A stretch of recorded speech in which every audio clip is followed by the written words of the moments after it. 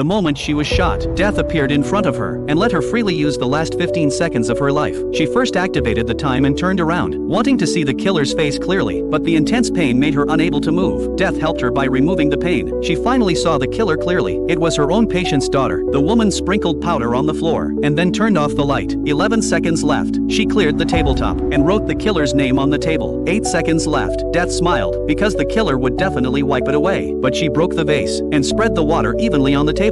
Then she stuck a flower stem into the power outlet, creating a circuit. Finally, she kicked over the bucket. Water flowed all over the floor. With 5 seconds left, the woman had set the trap. The moment the killer stepped on the water, the current would strike her heart. But the woman suddenly remembered that she had once swapped the patient's sleeping pills. The girl must have misunderstood, and that's why she chose revenge. She pulled a flower stem from the outlet. The current was no longer fatal. 4.5 seconds left. She picked up a pen wanting to write something, but another bullet hit her. She only had 0.61 seconds left. Looking at the envelope on the floor, she tried with all her might, but couldn't get what she wanted. The killer began to move. She changed into slippers to avoid leaving footprints in the powder. She walked to the table and saw her own name. She turned to get a pen. Then she was knocked unconscious by the current. When she woke up, she heard footsteps outside the door. She quickly wiped the writing off the table and fled with the envelope from the dead woman's hand. The killer opened the envelope. Inside was her mother's suicide note. It turned out her mother had gone mad back then and even wanted to take her with her. Everything the doctor did was just to save them. She was filled with regret. At this moment, the police arrived and found the killer's name written clearly in front of the woman. It turned out her kindness had moved Death, who helped her write the final strokes.